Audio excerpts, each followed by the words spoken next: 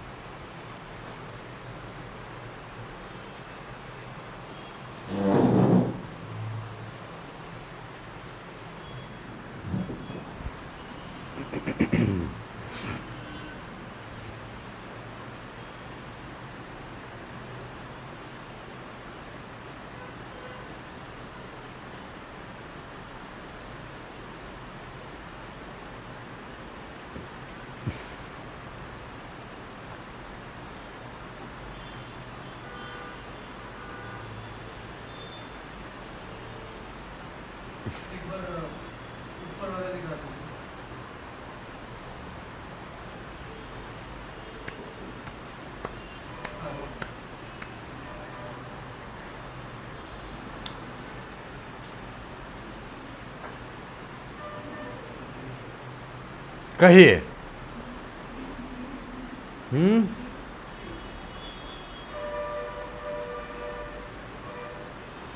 सबका क्यों बी? क्यों बी? डी। अच्छा,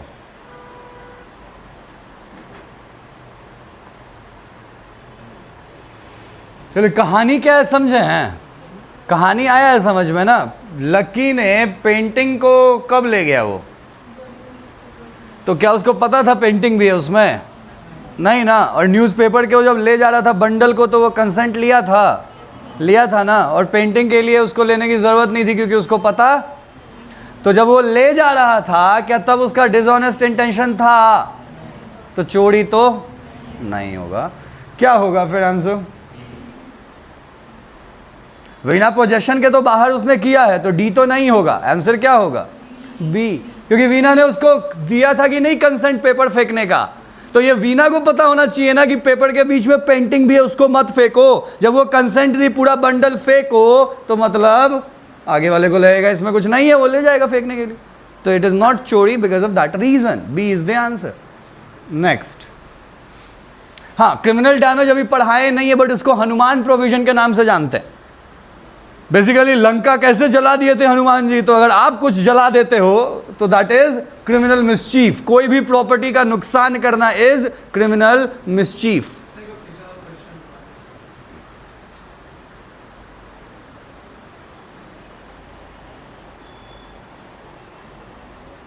ठीक, क्योंकि out of the Veena position तो ले ही गया ना, पेपर तो उसके घर से बाहर चला ही गया ना, तो डी कैसे होगा? उसका रीजनिंग में खराबी है ना। पोजीशन से बाहर गया लेकिन कंसेंट से गया, आगे वाले से पूछ के ले गया था वो। 188 का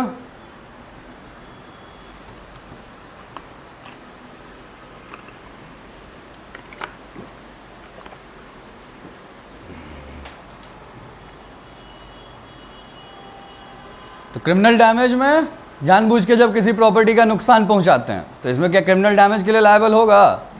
क्यों? जानबूझ के नहीं किया था, उसका पर्पस तो था रिस्टोर करने का। तो आंसर क्या होगा? ठीक है, और इसमें क्या नहीं डी होगा। यहां ए आराम से बोल दिए तो यहां डी क्यों नहीं लगा किसी को? डी हो सकता है कि नहीं?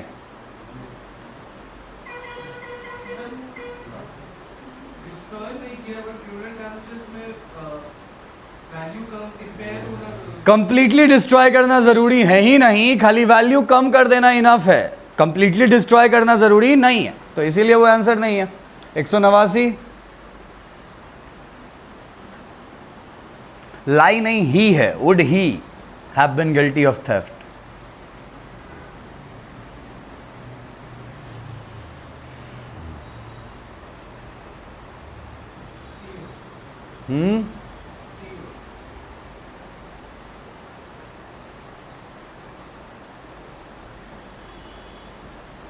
सी होगा, क्योंकि तब उसको पता होता है कि जो ले जा रहा है पेंटिंग वो छुपा के ले जा रहा है और उसको बिना कंसेंट के ले जा रहा है, तो दैट वुड हैव बीन चोरी।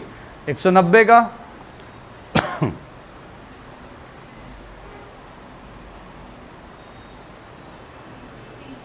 हाँ, यहां पे आप लोग ट्रिक में नहीं फंसे क्योंकि पोजीशन में तो उसी चोर के था, तो वहां से ले गई मतलब वो भी चोरी होगा, जरूरी नहीं है पोजेशन में होने के लिए कि वो लॉफुल पोजेशन हो।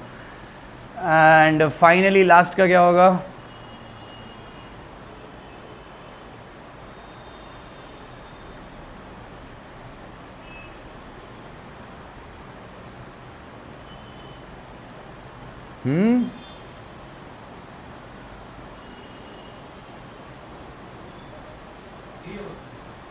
D, none of the above, क्योंकि सारे स्टेटमेंट में गड़बड़ी है, reasoning is not correct anywhere, तीनों का तीनों गलत होगा। चलिए फिर, तो नेक्स्ट जो क्राइम हम लोग पढ़ेंगे that would be criminal misappropriation of property. इस नाम में ही इसके पूरी कहानी छुपी है, जरा पहले नाम पे फोकस करिए। क्रिमिनल मतलब it is something which is punishable, जिसमें पनिशमेंट मिलता है। मिस अप्रोप्रिएशन में दो वर्ड है, मिस एंड अप्रोप्रिएशन। क्या होता है अप्रोप्रिएशन? हाँ जी, यूज में लाना, अप्रोप्रिएशन इज, और मिस अप्रोप्रिएशन मीन्स गलत तरीके से यूज में लाना। कोई गलत तरीके से अगर कोई प्रॉपर्टी को यूज में लाता है दैट इज मिस अप्रोप्रिएशन, और अगर वो नियत के साथ होता है, जानबूझ के होता है, तो that is criminal miss appropriation. क्या क्या इसेंशियल है? पहला, प्रॉपर्टी को मिस अप्रोप्रिएट करने का इंटेंशन कैसा होना चाहिए? प्रॉपर्टी कैसा होना चाहिए? एंड प्रॉपर्टी किन्हीं के पोजेशन में नहीं होना चाहिए। क्या? प्रॉपर्टी किसी के पोजेशन में नहीं होना चाहिए। प्रॉपर्टी गिरा हुआ हो, प्रॉपर्टी छूटा हुआ हो, वैसा प्रॉपर्टी अगर होता है, आपको मिलता है, आप फाइंडर ऑफ द गुड्स हैं, आपकी जिम्मेदारी है अंडर क्वाज़ी कॉन्ट्रैक्ट कि आप जब उस सामान को उठाएं तो उसके ओरिजिनल ओनर को वापस करें। अगर आप उठाते ही इस नियत से कि उठा के हमको अपने कंज्यूम कर लेना है, तब आप इस क्राइम के लिए फंसते हैं। मान लीजिए उठाते वक्त आपका इंटेंशन राइट है कि हम ओनर को लौटाएंगे, लेकिन बहुत थक हार के खोजने के बाद भी जब ओनर नहीं मिला तब आपने यूज़ किया, then it is not a crime.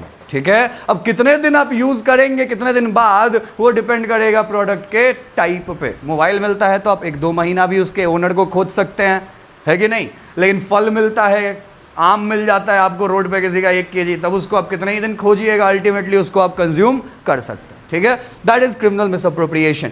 इसीलिए कहा गया कि जो फाइंडर ऑफ द गुड्स है, जिनको सामान मिलता है किसी का, उनके ऊपर एक्चुअली ड्यूटी है। क्या ड्यूटी?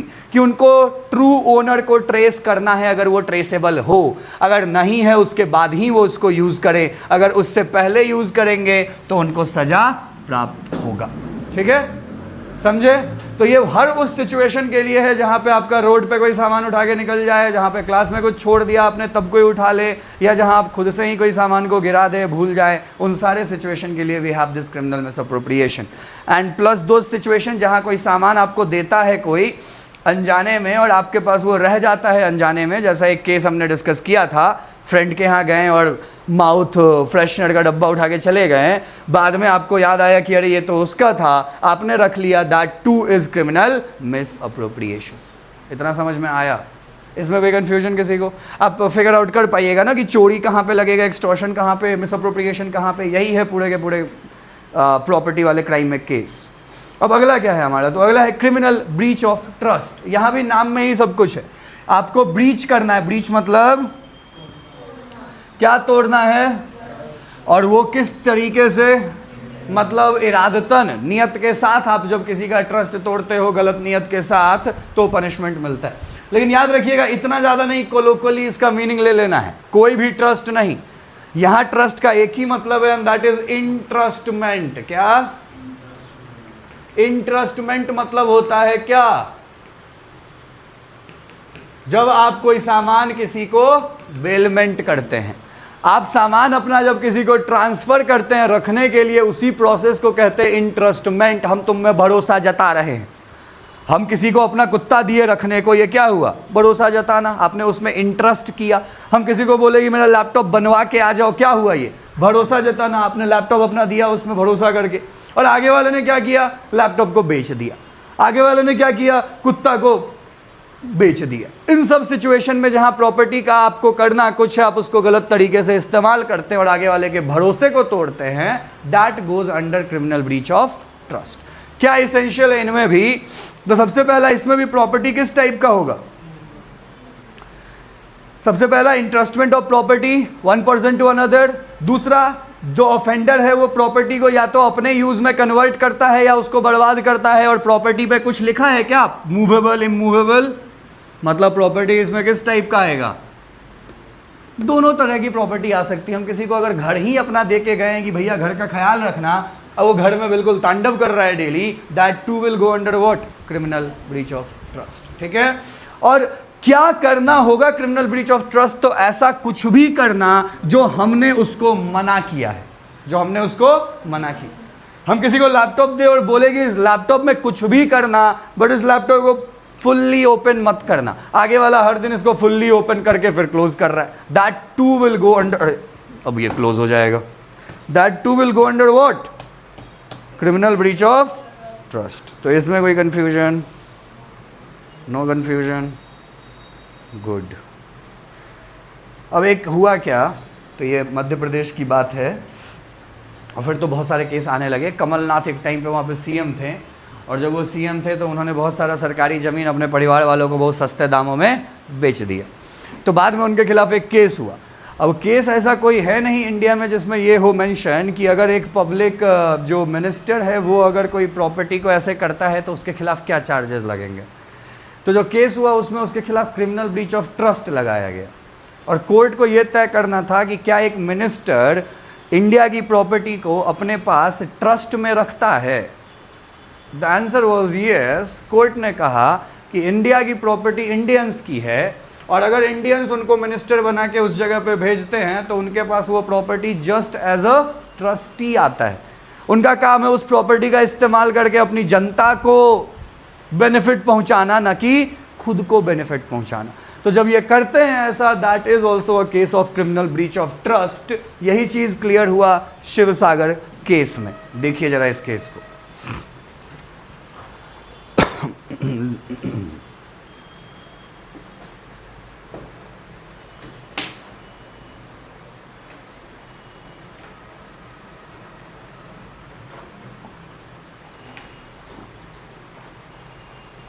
ठीक है। कोई मिनिस्टर ट्रस्टी के रूप में प्रॉपर्टी को रखता है अपने देश की, और उसको अगर वो गलत इस्तेमाल करेगा उसके खिलाफ भी हम क्रिमिनल ब्रीच ऑफ ट्रस्ट ला सकते हैं। ऑल राइट, चले आगे। हम इंश्योरेंस एजेंट को अपना पोर्टफोलियो दे रखे हैं, गलत तरीके से मेरे पैसे को फंसा रहा है या अपना बना रहा है, दैट टू इज, ठीक है ना? हाँ बोलो।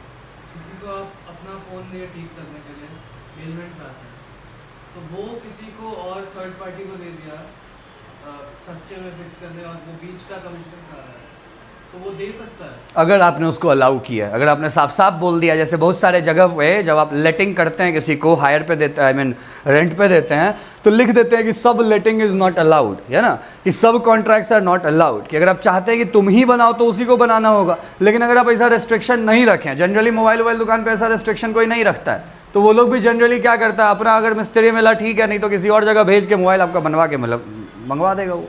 जिसका डिफरेंस होता है, इम्प्लाइड होता है, मतलब हाँ एकदम इम्प्लाइड होता है। जब तक आपने एक्सक्लूसिवली रोका नहीं है तब तक वो कर सकता है, तब तक कोई दिक्कत नहीं, जनरल जो चीज़ है। ठीक है, चले आगे। अब यहाँ पे कुछ आइडेंटिफाई दो ऑफेंसेस करके है, इसको खुद करिएगा, बहुत ज़्यादा उसमें आपको दिमाग अब नहीं लगाना होगा। अब हम चलते हैं सीधा नेक्स्ट पे, जहाँ पे थोड़ा समझने की ज़रूरत है, दैट इज़ चीटिंग, फ्रॉड। कितने क्राइम पढ़े अभी तक हम लोग प्रॉपर्टी के खिलाफ? थेफ्ट,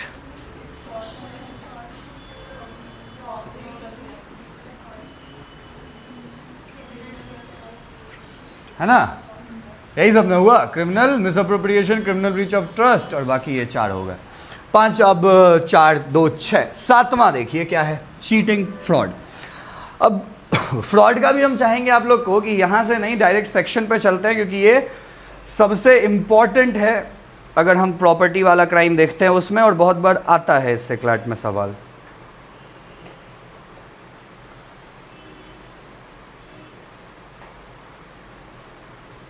इसका सेक्शन तो याद ही होगा आप लोगों को, फ्रॉड का, जी यही है 420 सेक्शन। और इसी में आपको, एक मिनट रखिए, पूरा का पूरा कानून ही दिखा देते हैं हम आपको कि आइडिया लग जाए। आर्टिकल सेक्शन 415 में होगा डेफिनेशन।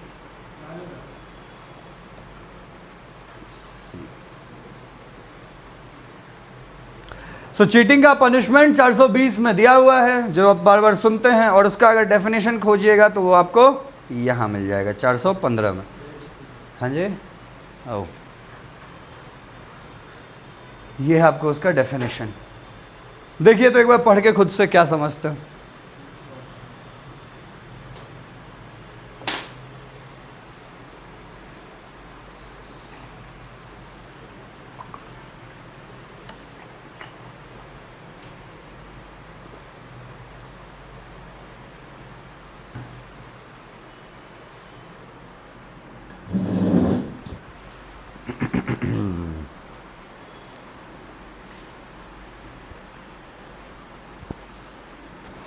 क्या है इसके एसेंशियल्स?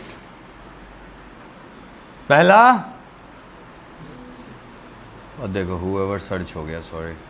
पहला है हुएवर, दूसरा है बाय व्हाट, किसी आदमी को झुठला के, किसी आदमी को धोखा देके, कैसे, या फिर इंड्यूस, फ्रॉडलेंटली मतलब धोखाधड़ी के नियत से, और डिसऑनेस्टली मतलब बेईमानी के नियत से इंड्यूस करना है आदमी को इंड्यूस करना है, बहकाना है, क्या करने को,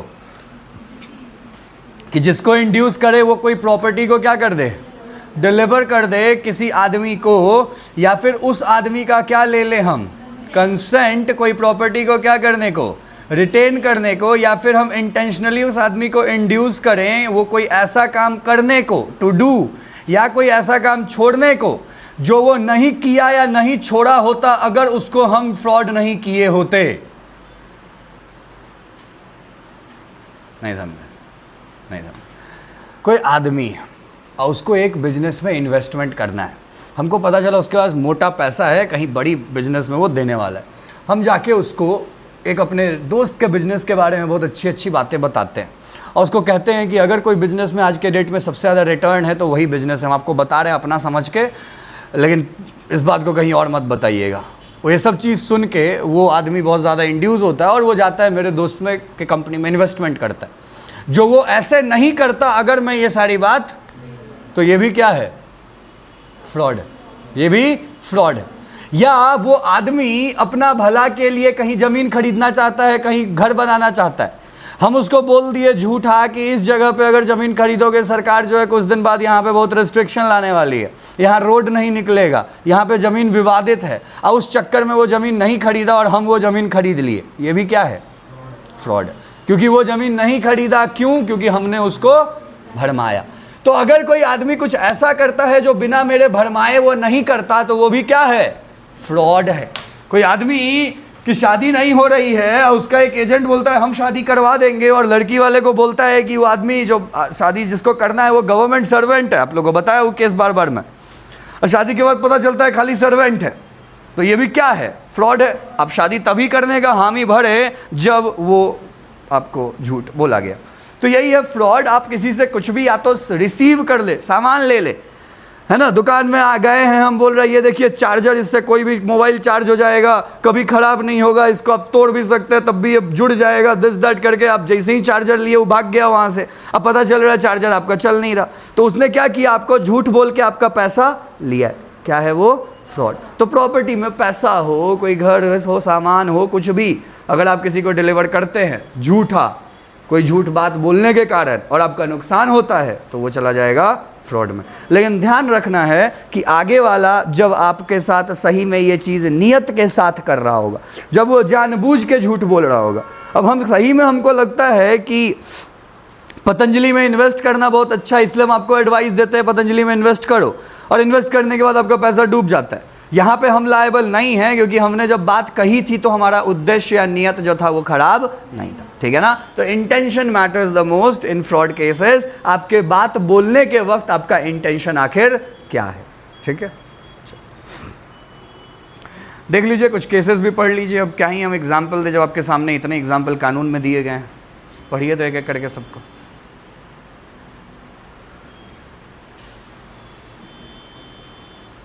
है ना, पुलिस वाला बन के किसी से चालान कटवा लिए, क्या है ये, फ्रॉड है।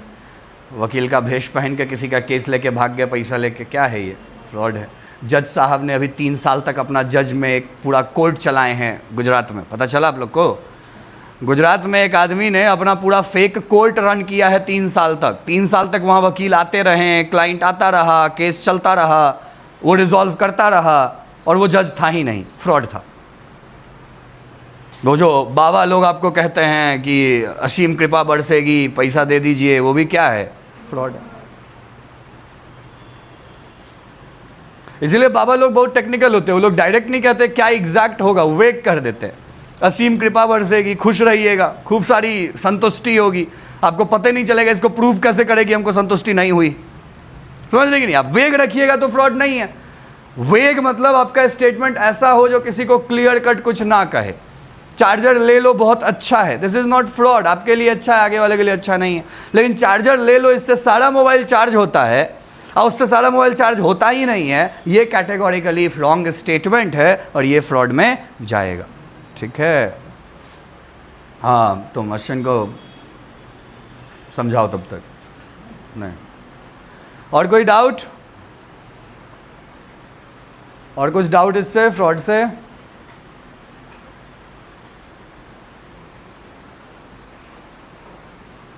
आजकल जो साइबर अपराध होते हैं, साइबर फ्रॉड, वो सब इसमें आप देख सकते हैं एग्जाम्पल में। डिजिटल अरेस्ट, वो आपको फ्रॉड का एक बहुत बड़ा एग्जाम्पल है। उस सब में साइबर एक्ट भी लगता है, आईटी एक्ट जो हमारा है वो भी लगेगा, बट आईपीसी भी लगता है। सारे केसेस में फ्रॉड का चार्ज भी लगता है आपको। ठीक बात, चले आगे। तो देखिए फ्रॉड में क्या हुआ फिर। एसेंशियल पहला होना चाहिए आपके तरफ से डिसेप्शन। डिसेप्शन होना चाहिए किस इंटेंशन के साथ? डिसऑनेस्ट। और डिसऑनेस्ट इंटेंशन के साथ क्या होना चाहिए? तो आगे वाला या तो प्रॉपर्टी देगा आपको या फिर कुछ करेगा या नहीं करेगा जो वो ऐसे नहीं करता अगर आप डिसीव नहीं किए होते। ठीक है? पनिशमेंट क्या है? तो पनिशमेंट इसमें अलग अलग प्रकार के हैं।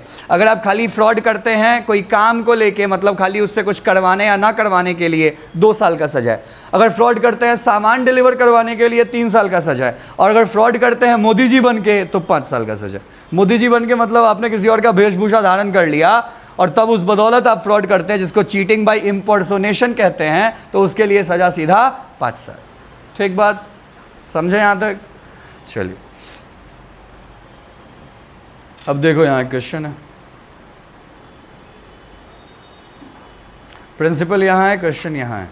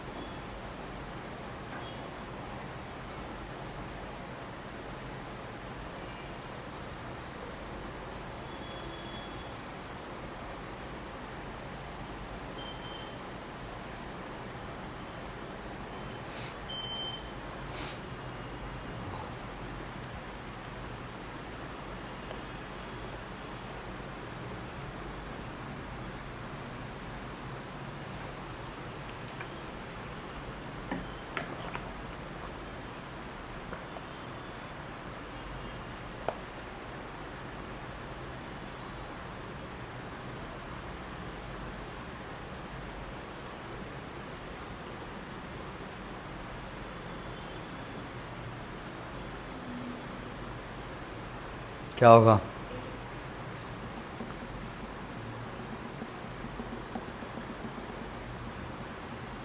ठीक है, आया सबको समझ में? लास्ट में बोल रहा है क्रिमिनल लॉ में जुरिस्डिक्शन डिपेंड करता है किस चीज पे? लोकेशन ऑफ द क्राइम पे, ऑफेंस पे, ना कि ऑफेंडर पे। ऑफेंडर कहाँ का है कोई फर्क नहीं पड़ता, क्राइम कहाँ हुआ उससे फर्क पड़ता है। तो ये क्राइम कहाँ हुआ? इंडिया में हुआ? नहीं हुआ। अरे क्राइम हुआ कहाँ? कराची बोल रही हो, तो कराची बोलने के बाद तुम ए आंसर कर दी, कैसे? कराची हुआ तो कराची में चला गया जुरिस्डिक्शन, ना कराची में आदमी था, ऑफेंडर था। क्राइम कहाँ कर रहा था वो? वहाँ बैठ के इंडिया में कर रहा था, तो क्राइम का जुरिस्डिक्शन कहाँ होगा? इंडिया में होगा। And the next one is what? Mischief. जिसको क्रिमिनल डैमेज भी कहते हैं। क्रिमिनल डैमेज मतलब जहां नियत के साथ आप किसी की प्रॉपर्टी को क्या कर दें, डिवैल्यू कर दे, थोड़ा सा भी उसके दाम को कमा दे। अब इसमें क्या होना चाहिए, इंटेंशन और नॉलेज होना चाहिए। क्या करने का, रॉन्गफुल लॉस करने का। किसकी प्रॉपर्टी को, पब्लिक या फिर कोई इंसान की प्रॉपर्टी को। डिस्ट्रक्ट करना है, कंप्लीटली नहीं, अगर थोड़ा सा भी वैल्यू कम हुआ दैट वुड बी इनफ। और इसीलिए डिस्ट्रक्शन का मतलब यहाँ है डिमिनिशिंग द वैल्यू, नॉट कि जो ओरिजिनल हमारा इंटेंशन था वो हो ही जाए। हम चाहते थे पूरा कार जला देना, पूरा कार नहीं जला, बस कार के आगे का पोर्शन जला, that too would go under mischief.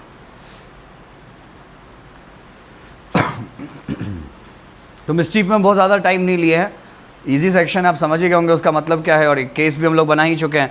तो ये जो आगजनी कर देते हैं राइटिंग के दौरान या फिर जो प्रोटेस्ट के दौरान सरकारी गाड़ियों का नुकसान पहुंचाते हैं, सरकारी बिल्डिंग्स को तोड़ते हैं, प्राइवेट व्हीकल को क्षति पहुंचाते हैं। इवन कि अगर आप अपना ही बस चलाते हैं जो पब्लिक पर्पस में यूज़ होता है और आप एक दिन अपने सारे बस को जला देते हैं, वो भी क्रिमिनल डैमेज है। आपके पास ये भी हक नहीं है कि आप अपनी प्राइवेट प्रॉपर्टी जो पब्लिक यूज़ में आ रही है उसको जब चाहें जला दे या उसकी वैल्यू को कमा दे, ठीक है ना। हाँ, अपना पर्सनल एज ना, अपना घड़ी पेन इस सब को जला दीजिए, कोई दिक्कत नहीं है। लेकिन अगर बस चल रहा है आपका, आप कोई पब्लिक सर्विस दे रहे हैं, तो आपके पास ये अधिकार नहीं है कि आप उस प्रॉपर्टी को नुकसान करें या उस प्रॉपर्टी की वैल्यू को कम करें। समझ रहे हैं। अब मान लो हम अपनी प्रॉपर्टी को तोड़ रहे हैं कि हमको उसको रीमॉडल करके वापस से बनाना है, तो क्या वो मिसचीफ होगा? नहीं ना, क्योंकि रिमॉडलिंग करना इंटेंशन हमारा यहाँ पे बर्बाद करना या वैल्यू कम करना नहीं, बल्कि वैल्यू बढ़ाना है। अपना प्रॉपर्टी है तो क्या वैल्यू कमा नहीं सकते? नहीं कमा सकते। ऐसी प्रॉपर्टी जो पब्लिक यूज़ में, पब्लिक बसेस, पब्लिक टैक्सीज, ऐसी चीज़ है। प्राइवेट अगर आपका अपना यूज़ के लिए, तब आप उसको जलाइए, कोई दिक्कत नहीं। मतलब आपका एक बड़ा सा फार्म है और रोड गवर्नमेंट नहीं बिछा है, हाँ हाँ, आप ही मेन रोड से अपना एक रोड बिछाए थे, किसी को यूज होगा, तो मतलब अपने को यूज होगा लेकिन लोग भी यूज करते हैं। अब आप उससे बोर हो गए तो आपने उसको जला दिया, नहीं, आप क्या बोलते हैं, पता नहीं, एक सेकंड। बॉम्ब मार दिए। मिट्टी का रोड है, आप मिट्टी उठा के कहीं और रोड बनाने के लिए कहीं और से, तब क्या होगा? नहीं समझा क्वेश्चन है। सर बहुत सारा मिट्टी एक जगह लगा देते हैं तो एक सरफेस बन जाता है जिसपे व्हीकल्स और लोग पास कर सकते हैं। आपने बनाया अपने यूज के लिए, लेकिन लोग यूज कर रहे हैं। बाद में आपको जैसे वो मिट्टी यूज करना है क्योंकि आप वो नहीं यूज, प्रॉपर्टी नहीं हो, तुमने अपने कन्वीनियंस के लिए एक जगह जो है जमा रखा था जो तुम्हारे प्राइवेट यूज़ का था, बाकी लोग उसको यूज़ कर रहे हो, तुमने तो अलाउ करा नहीं ना। It's not a property. तुम्हारा रोड बन गया तो तुम मिट्टी को हटा दो, इट्स नॉट अ क्राइम। लेकिन तुम अपना बहुत सारा बड़ा सा घर एक जो है फार्म हाउस टाइप का बना रखे हो और तुमको लगा कि अभी फार्म हाउस का यूज़ नहीं है, इसको जला देते हैं, वो नहीं कर सकते हो तुम। यही पॉइंट है, क्योंकि अगर वो पब्लिक यूज़ में आ सकता है तो गवर्नमेंट, हाँ, तो गवर्नमेंट बोलता है कि फिर आप उसको लॉस क्यों करोगे, फिर आप बेचो उसको, नहीं कुछ करना है दान कर दो उसको, नुकसान नहीं करो। इसीलिए देखते होगे कि बहुत जगह घर में ही कोई अपना बहुत बड़ा आग वाग जला के बहुत सारी चीज़ जलाता है, पुलिस पहुंच जाता है, तो वो जनरली न्यूसेंस है। लेकिन बस वस के केस में कभी नहीं तुम सुनोगे कि कोई अपना बस को जो एक बार में सारा जला दिया जो पब्लिक यूज़ में आता होगा। उसके लिए ये cheating, I mean criminal damage जो है कैन बी एप्लीकेबल, ठीक है। तो प्रॉपर्टी पब्लिक हो, पर्सनल हो, प्राइवेट हो, कोई फ़र्क नहीं पड़ता। क्लियर। एंड देन जो नेक्स्ट है वो है क्रिमिनल ट्रेसपास। इसमें थोड़ा बहुत सारे सेक्शन इसमें है, क्योंकि ट्रेसपास तो एक बात है बट उसको बहुत अलग अलग रूप में हमने इस कानून में ऐड किया है। सबसे पहले ट्रेसपास समझ लीजिए क्या होता है। तो ट्रेसपास ओरिजिनली तो एक टॉर्ट का वस्तु था, टॉर्ट का विषय था। टॉर्ट में होता था कि अगर कोई आदमी किसी के घर में, किसी के प्रेमाइस में अनऑथोराइज्ड एंट्री लेता है, बिना उससे पूछे एंट्री लेता है, दैट इज ट्रेसपास। लेकिन टॉर्ट में क्या है कि आपका नियत क्या है उससे फर्क नहीं पड़ता। टॉर्ट में आपका नियत क्या है उससे फर्क नहीं पड़ता, आपको बस उसके घर में इंटरफियर कर देना है किसी भी नियत से। क्रिकेट खेल रहे, गेंद चला गया, वो भी ट्रेसपास है। गेंद चला गया, गेंद लाने हम चले गए, वो भी ट्रेसपास है। क्रिमिनल में ट्रेसपास के लिए कुछ कंडीशन है। क्या कंडीशन है? तो क्रिमिनल में ट्रेसपास सबसे पहले तो सामान फेंक के नहीं होगा, जैसा टॉर्ट में हो सकता है। टॉर्ट में हम पत्थर फेंकते हैं किसी के घर में, खुद नहीं भी जाते हैं, वो ट्रेसपास है। क्रिमिनल में ट्रेसपास के लिए हमेशा आपको खुद जाना होगा, फिजिकली जाना होगा। और दूसरा कि क्रिमिनल में जो आपका नियत होगा जाने का, वो इन तीन में से कोई एक होना चाहिए। क्या? या तो डराना है, इंटिमिडेट करना है, नहीं तो इंसल्ट करना है, नहीं तो अन्याय करना है। अरे टप्पू खेल रहा है क्रिकेट, गेंद चला गया, गेंद लेके चुपचाप भाग रहा है, वो भाग गया, ये टॉर्ट है, क्रिमिनल नहीं है। लेकिन भीड़े भाई कुछ बोले और टप्पू नीचे से मुंह दिखा दिया उनको, आप क्या बोलिएगा, अब अनॉयंस आ गया, अब ये क्या है? क्रिमिनल है। टप्पू वहां गया और भीड़े भाई के सर पे एक टपड़ी भी मार दिया। अब क्या है ये? अनोयंस है, इंसल्ट है, तो अब ये क्रिमिनल भी है। या फिर टप्पू गया ही वहां से कुछ चोरी करने के लिए, तो भी इंटेंशन आपका ऑफेंस करने का है और वो चोरी है। तो इंटेंशन तीन में से कुछ भी हो, डराना हो, इंसल्ट हो, अनॉय हो, लेकिन प्रॉपर्टी में खुद आपको घुसना पड़ेगा। सामान फेंक के क्रिमिनल ट्रेसपास नहीं होता है, ध्यान रखिएगा। इतना समझे? इतना समझे कि नहीं समझे? तो सामान फेंक के नहीं होता है। तो मान ले आपने अगर किसी आदमी को ही फेंक दिया तब वो होगा क्रिमिनल ट्रेसपास।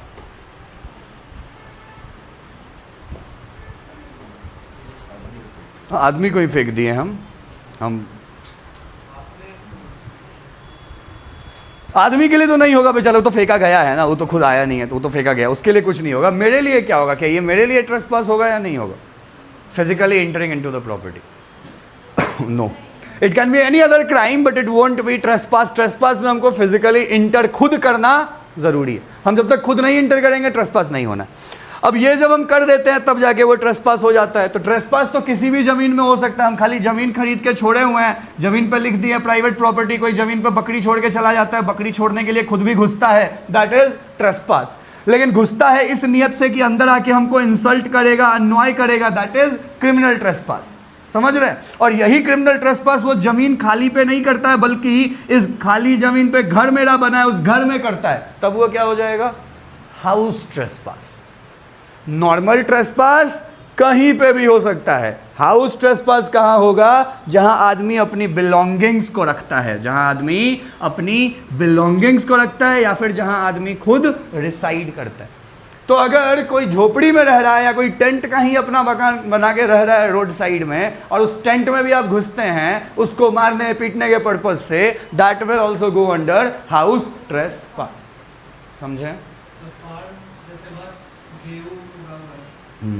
नहीं, जहां आप रहते हैं या फिर जहां आपकी बिलोंगिंग रिसाइड करती है, वो आपकी बिलोंगिंग है। आपने उसके लिए छोटा सा भी अगर कंटेनर, वो रूम बना रखा है, वहां पे स्टोर कर रहा है कोई सामान को, इट वुड बी। पड़ती जमीन पे नहीं होगा बेसिकली, पड़ती जमीन नहीं, जहां कोई आपका अपना बिलोंगिंग नहीं है, वहां पे सिंपल ट्रेसपास होगा, हाउस ट्रेसपास नहीं होगा। अब हाउस ट्रेसपास आगे चल के और एग्रेवेट हो सकता है, और इसके भी और टाइप है, जैसे लर्किंग हाउस ट्रेसपास। अब ये लर्किंग हाउस ट्रेसपास क्या होता है? हाउस ट्रेसपास मतलब हुआ हम सीधा घर में घुस गए, हमने अपने आइडेंटिटी को या अपने प्रेजेंस को छुपाने की कोई कोशिश नहीं की। हम बोले कि अगर देखना है देखे, हमको डर नहीं है, हम सीधा उसके घर में घुस जाते हैं। लेकिन एक है कि हम वही घर में घुसते हैं चोरों की तरह, छुप छुप के घुसते हैं, लर्किंगली घुसते हैं। लर्किंग मतलब छुप छुप के, ताका झाकी करते हुए, अपने नॉइजेस को एकदम मिनिमल रखते हुए कि किसी को पता ना चले। अगर ये कर रहे हैं हम, तब वो लर्किंग हाउस ट्रेसपास है। और वही अगर हम रात में कर रहे हैं तो बताने की आवश्यकता नहीं है, क्या होगा? वो lurking house trespass by night. और यही अगर हम ट्रेसपास ना करके, ट्रेसपास कब होगा? जब जमीन पे हमको एंट्री मिला, हम घुस गए बिना पूछे। लेकिन मान लो जमीन चारों तरफ से क्लोज्ड ऑफ है, कहीं से कोई एंट्री नहीं है, हमने खिड़की के जरिए घुसने की कोशिश की या गेट का ताला तोड़ के, तब वो क्या हो जाएगा? House breaking. और हाउस ब्रेकिंग एक क्राइम है, वही अगर रात में करते हैं तब हो जाएगा हाउस ब्रेकिंग बाय नाइट। अलग अलग के लिए सजा भी क्या है? डिफरेंट है। धीरे धीरे सजा आपको बढ़ता हुआ दिखेगा जैसे जैसे क्राइम बढ़ेगा। That is about trespass. अब बताइए कोई डाउट हो तो।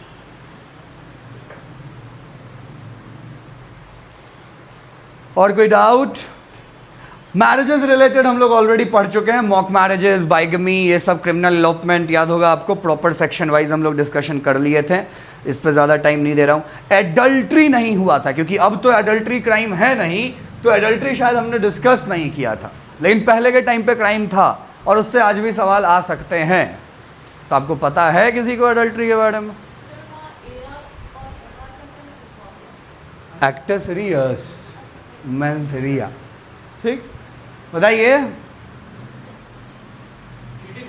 न चीटिंग का नहीं पूछे, कुछ और चीटिंग का, वही तो हम भूल गए क्या पूछे। हाँ, एडल्ट्री का क्राइम हमने डिस्कस शायद नहीं किया। What is it? चीटिंग।